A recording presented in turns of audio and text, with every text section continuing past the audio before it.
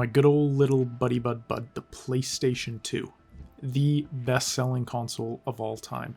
Over 155 million people got one, which is a little fishy because there's just only over 8 million people on the planet, so I don't know where Sony's getting those numbers from, but I'm not buying it. The best experience about owning one was the insane amount of great games you could play on it, but there was another experience we all shared. Opening the case up for the first time, seeing the artwork on the disc, and what I want to talk about in this video, the instruction manual. The manuals used to be such an integral part of playing the game. The excitement of learning about the world you were about to dive into, the key characters you'd encounter, weapons to be used, and the main mechanics. Then looking up to your TV and seeing press start, and now because you've looked through the manual, you were confident you could take on any challenge the game throws at you.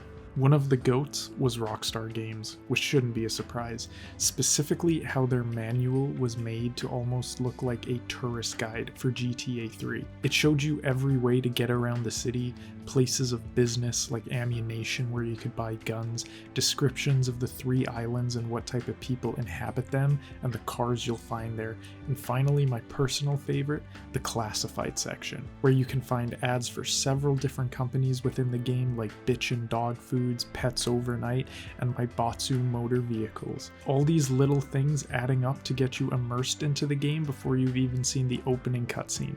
In today's day and age, getting something like that would be a part of the collector's edition. Another game made by Rockstar, Manhunt. That manual acts as a brochure or catalog for the snuff film rings you partake in during the events of the game. Different levels are given a synopsis and even a price tag, a mail-in slip to sign up as a hunter, and the ability to buy weapons used in the films with the blood of the victims still on it. Now, Rockstar really did put a lot of effort into their instruction manuals, so even other games that didn't compare to them in terms of quality and information you got from the booklets, they still had a pretty decent amount of information.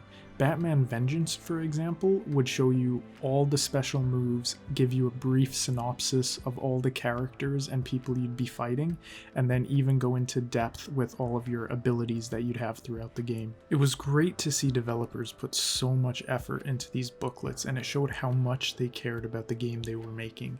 Nowadays, with the massive shift to digital media and the majority of sales being located on digital storefronts, and these companies wanting to make as much money as possible, sadly, these booklets are a thing of the past and nothing more than just a memory for most of us. So if any of you have the games that you used to have as a kid, hold on to them.